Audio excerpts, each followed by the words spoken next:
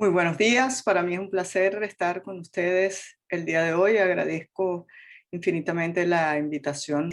El tema que nos compete hoy es la genética en el cáncer de la mama hereditario.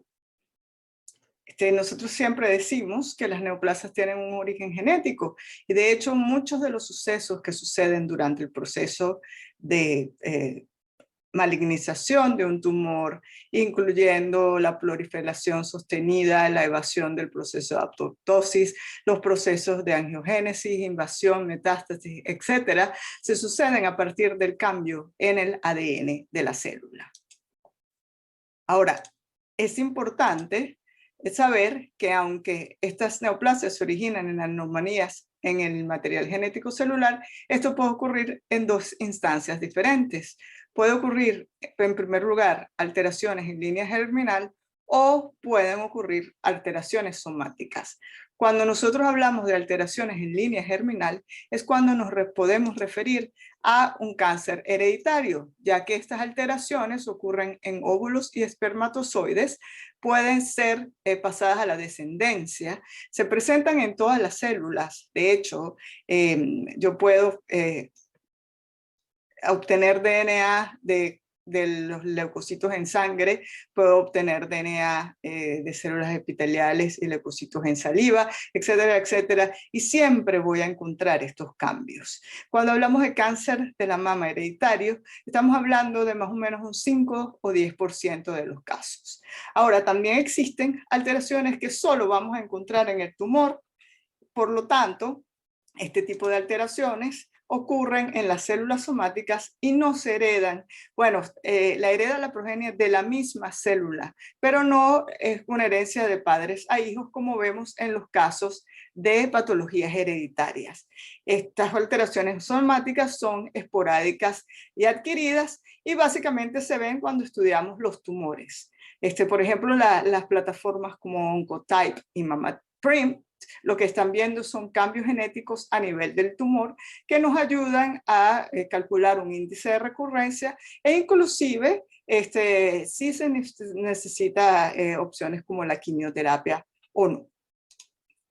Dentro del cáncer de mama hereditario, entonces, existen genes cuyas alteraciones pueden inducir a un alto riesgo de cáncer hereditario y estos se llaman genes de alta penetrancia, como son los más conocidos BRCA1 y BRCA2. Tenemos genes de penetrancia moderada, pero hay un porcentaje de casos de cáncer de mama donde nosotros vemos una familia que estudiamos a nivel genético y no hay mutaciones en estos genes, no sabemos explicar por qué la herencia es tan grande cuando vemos el árbol familiar, si es posible que no se haya descubierto todavía el gen que tenga una variante patogénica en esa familia.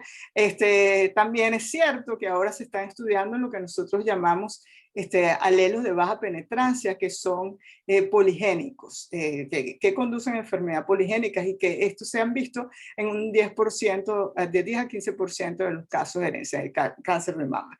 Para explicarles un poquito más a qué me refiero cuando hablo de riesgo poligénico, nosotros sabemos que en el genoma nosotros tenemos, digamos, alelos que son normales. Por ejemplo, en esta posición generalmente va una C. Sin embargo, hay personas que tienen variantes, es decir, en vez de una C, aquí hay una timina, una T. Existen varias regiones de susceptibilidad, digamos así, o varias regiones que han sido estudiadas, que la suma de ellas entonces confieren una escala de riesgo para cáncer de mama. Y por la suma de estos factores poligénicos, nosotros podemos categorizar a un paciente como de alto riesgo hay un paciente como de bajo riesgo. Esto todavía no tiene unas implicaciones clínicas totalmente definidas. Sin embargo, cada vez vemos más literatura científica al respecto. E inclusive este artículo es bien interesante que se publicó en JAMA el año pasado. Y fíjense que aquí hay pacientes que no son portadores de ninguna mutación importante en los genes conocidos de susceptibilidad. Sin embargo, fíjense, con un riesgo poligénico alto, tienen pueden tener hasta un 40% de riesgo de tener cáncer de mama para la edad de 80 años.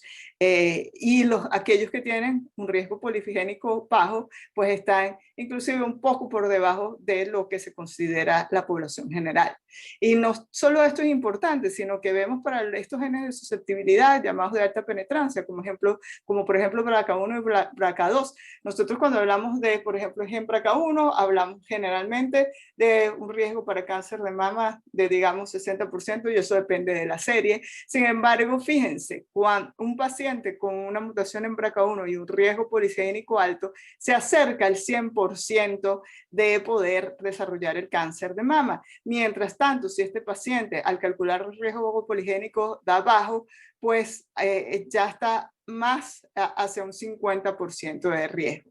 Por esto, y esto en parte nos explica por qué existen pacientes en los que se encuentra la variante patogénica, antes llamada mutación, y sin embargo no desarrollan la patología. Entonces esto cada vez más va a estar más estudiado y va a tener más implicaciones clínicas. Yo creo que es relevante mencionarlo porque hacia allá nos estamos dirigiendo en el campo de la genética en el cáncer de mama, y no solo en cáncer de mama, sino cáncer de ovario y otro tipo de patologías. Entonces hablábamos de que para los genes per se, que ya se han estudiado, que confieren un riesgo para padecer la enfermedad, en este caso cáncer de mama, pues tenemos genes de alto riesgo, genes de riesgo moderado, y ya explicamos un poco estos genes de baja penetrancia o bajo riesgo. Entre los genes de moderada penetrancia tenemos CHEK2, ATM. Estos confieren un riesgo generalmente inferior al 30%. Sin embargo, en esta lámina se menciona PALB2 entre los genes de moderada penetrancia, y la verdad es que ya cada vez más se considera como de alta penetrancia, y algo importante de resaltar es que es bien frecuente en la población latina. Entonces tenemos que estar pendientes de cuando hagamos un estudio en un paciente, en nuestro paciente, de nuestra población, que también se esté estudiando este gen PALB2. Entre los genes de alta penetrancia, ya mencionamos BRCA1 y BRCA2, pero hay otros genes que están más asociados a síndromes clínicos. Por ejemplo, mutaciones o variantes patogénicas en TP53 están asociados a un síndrome clínico llamado síndrome de Li-Fraumeni. CDH1 está asociado a cáncer gástrico difuso, STK11 al síndrome de Peutz-Jeghers y PTEN al síndrome de Cowden. ¿Por qué es importante saber esto? Porque si nosotros estamos viendo en la consulta, por ejemplo, nos viene un paciente que sí tiene un diagnóstico de cáncer de mama, pero además cuando estudiamos o interrogamos la historia familiar o la historia personal, nos refieren que hay lesiones mucocutáneas, especialmente en boca. Además hay cáncer de tiroides y hay amartomas gastrointestinales. Pues nosotros podemos muy bien pensar que este paciente tiene un síndrome de Cowden. Por lo tanto, no tenemos que hacerle una batería de genes, sino vamos directamente a tratar de secuenciar y ver si hay alguna alteración que nos pueda explicar la patología en el gen PTEN. Por otro lado, el Peutz-Jeghers se caracteriza por tener adenomas cervicales malignos, de nuevo, además de cáncer de mama, amartomas gastrointestinales y cáncer pancreático y gástrico, entre otros. Li-Fraumeni, bien frecuentes los sarcomas, y fíjense que aquí estamos nombrando el síndrome de Lynch. El síndrome de Lynch en realidad está más relacionado con cáncer de ovario, de endometrio y de colon. Sin embargo, hay algunos genes asociados al síndrome de Lynch en donde se ha demostrado un riesgo la verdad bajo, pero hay pacientes que pueden tener o pueden desarrollar cáncer de mama, y por lo tanto también tenemos que tenerlo en cuenta. Para hacerles un cuento rapidito, esta es una paciente que nosotros vimos hace aproximadamente 10 años. En ese momento, cuando se estudió la paciente, básicamente se estaban estudiando solo los genes BRCA1 y BRCA2, y ella vino a la consulta ya con BRCA1 y BRCA2 negativos. Cuando le hacemos el árbol genealógico, pues vemos que en la familia hay una alta incidencia, no solo de cáncer de mama, sino también de cáncer de tiroides, y a ella se le recomendó hacer un panel genético. Resulta que el panel, que incluía el gen PTEN, ahí pensando en síndrome de Cowden, vino negativo, pero años más tarde ella convenció a la mamá para que se hiciera la prueba genética y la mamá sí tenía una mutación en el gen PTEN. Eso fue muy buena noticia para ella en el sentido de que ella no heredó la mutación que está en la familia, pero si nosotros nos hubiéramos quedado tranquilos con el resultado negativo de ella, no hubiéramos sabido que en esta familia en realidad había una alteración genética que es posible seguir y quizás pueda ser tratada de forma diferente a una familia que no tenga la alteración genética. Entonces hay que estar siempre pendientes y ya vamos a hablar de qué pacientes deben ser testeados. Cuando nosotros estudiamos desde el punto de vista de cáncer hereditario, lo que vemos de mama, lo que vemos es que la mayor proporción de variantes patogénicas la vamos a encontrar en los genes BRCA1 y BRCA2. Sin embargo, como vemos, hay un otro espectro de genes en los que también se ha encontrado este tipo de variantes que predisponen o aumentan el riesgo de sufrir cáncer de mama, por lo tanto no se deben dejar de estudiar. En nuestra serie que seguimos en el laboratorio, fíjense que nosotros vemos más mutaciones en BRCA2 y eso tiene una explicación que la podemos discutir después en la clase si quieren, porque hay una variante que es muy frecuente, pero que codifica para lo que nosotros llamamos un codón de terminación temprano, o una mutación nonsense, como lo dice acá. Y ese tipo de variantes generalmente son patogénicas, en este caso es patogénica de baja penetrancia, pero se ve bastante frecuente en la población. Pero fíjense que de nuevo hay un espectro de genes que pueden estar mutados en la patología.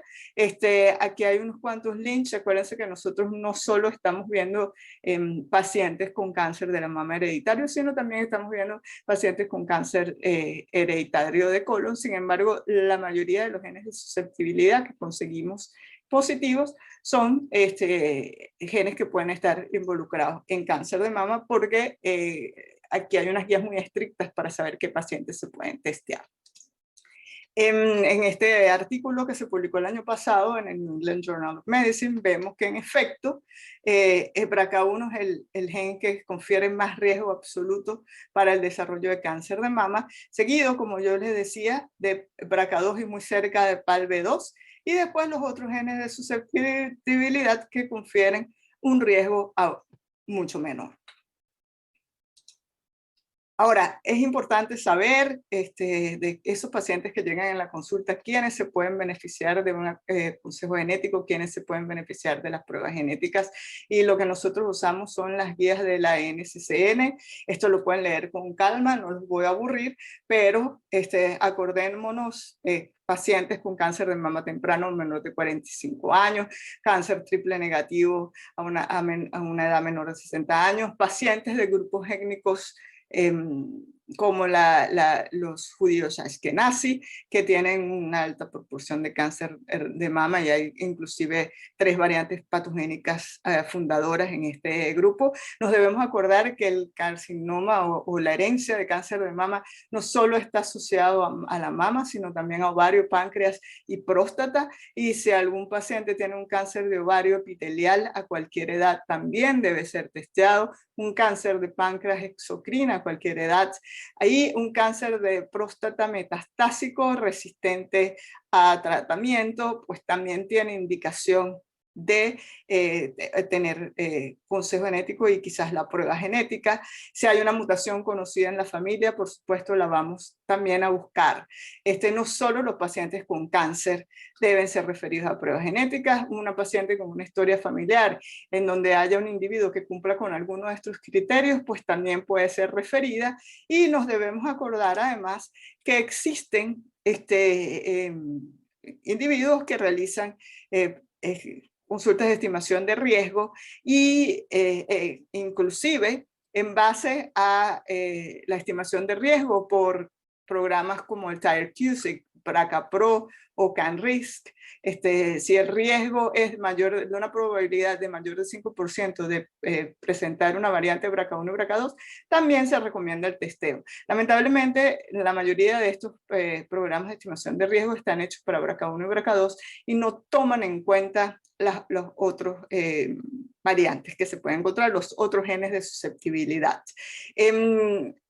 Importante también que estos programas de estimación de riesgo están cambiando, ahora están incluyendo densidad mamaria y ya el CANRISC está incluyendo el índice de riesgo poligénico del cual hablábamos al principio de la clase. Este es un artículo bien interesante. En este artículo se estudiaron 1000 pacientes, de los cuales 50 cumplían los criterios de NCCN que acabamos de mencionar brevemente y 50% no cumplía esos criterios. Sin embargo, en estos pacientes que cumplían criterios, se encontró que 9.3 de ellos tenían variantes patogénicas. Lo interesante es que del 50% del paciente que no cumplía criterios, 7.9% tenían variantes patogénicas también. Y esto no fue no hubo diferencia significativa entre los dos grupos. Lo que quiere decir que, según este estudio, que solo siguiendo las guías de testeo podemos estar perdiendo un número importante de pacientes y eso es algo a considerar cuando uno lleva una consulta genética. Hablábamos de cuál es la persona al cual se debe tomar la muestra.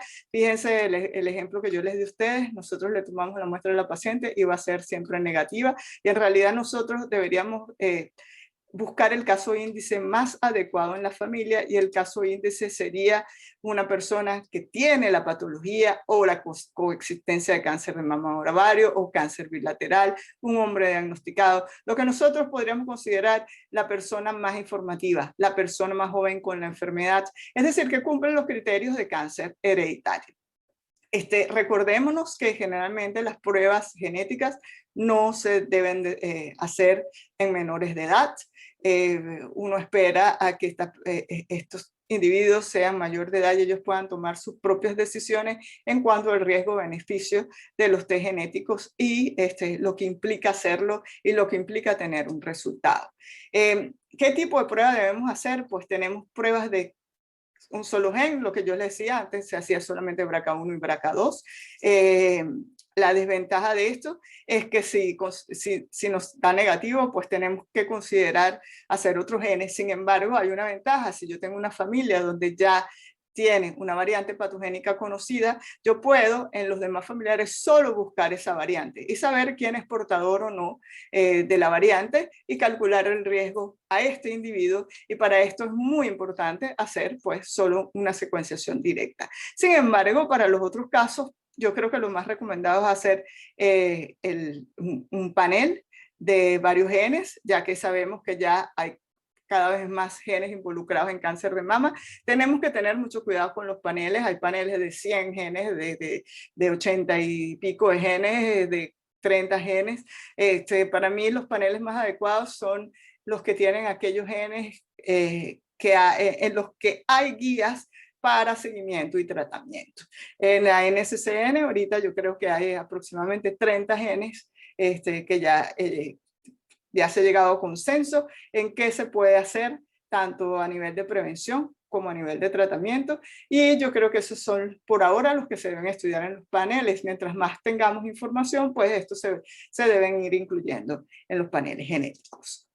El problema grave de hacer paneles genéticos es que cada vez nos encontramos más con este resultado que es una variante de significado incierto.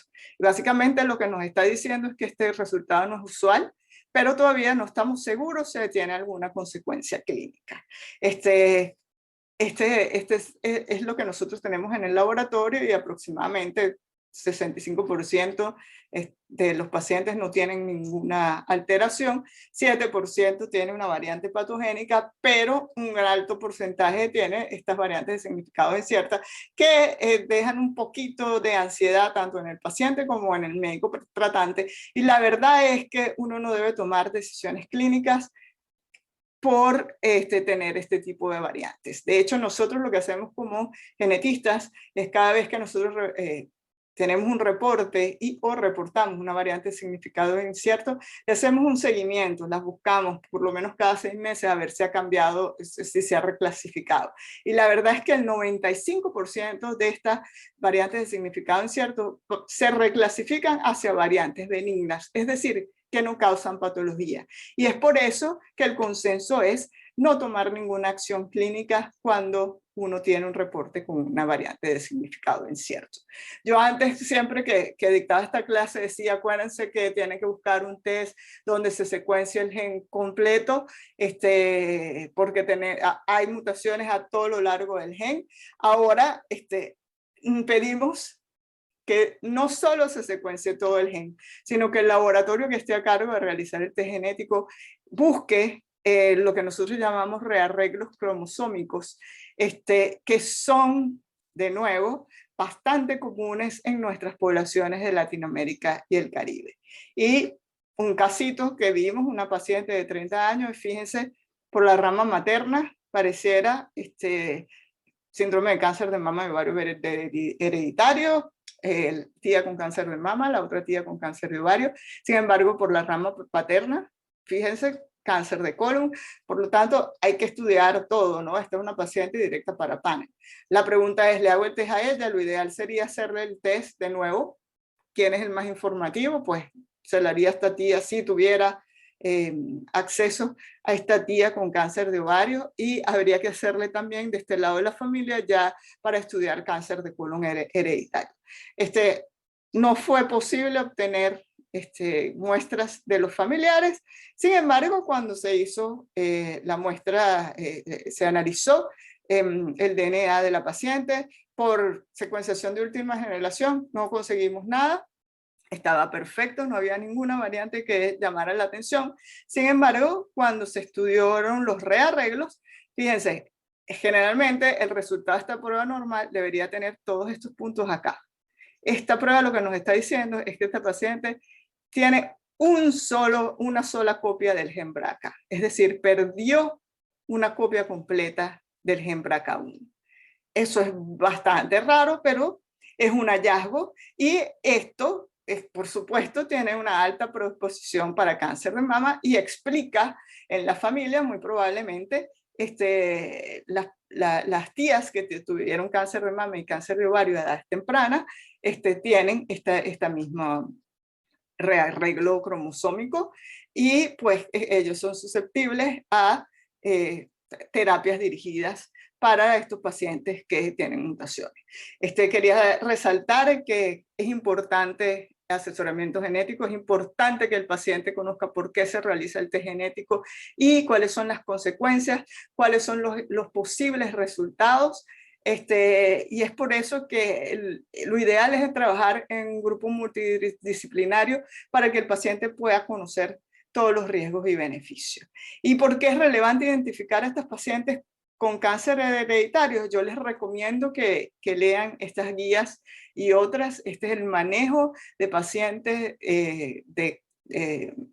con cáncer de mama hereditario a nivel de pesquisa, de abordaje quirúrgico y de tratamiento médico. Acordémonos que ahora existen los inhibidores de PARP, que ahorita se están estudiando como terapia de primera línea, todavía no hemos llegado ahí, pero sin duda para cáncer, para recurrencia y en estadios en cáncer metastásico ya han dado un buen resultado. Por lo tanto, bueno, por supuesto, opciones de la cirugía reductora de riesgo, etcétera, etcétera, y las opciones de pesquisa que son bien importantes resaltar. Como consideraciones finales, sabemos que existen varios parámetros para determinar qué pacientes se benefician de la evaluación genética. Es importante cumplir estos criterios porque le evitamos gastos innecesarios al paciente, nos sirven para dirigir estrategias de prevención y tratamiento en las personas y familias que tienen un verdadero riesgo genético, un verdadero riesgo para cáncer hereditario. hereditario. Y como les decía, es fundamental contar con un equipo multidisciplinario en el cual el radiólogo, el cirujano, el oncólogo, el mastólogo, el ginecólogo, el genetista puedan hablar, dar opiniones, y así el paciente se va a sentir mucho mejor atendido. Pues me faltó, y nosotros no contamos mucho con psicooncólogos, pero yo creo que también es algo fundamental dentro del equipo multidisciplinario. Pues muchas gracias, los dejo con las fotos de lo que yo llamo mis dos amores, la genética y por supuesto mi país, Venezuela.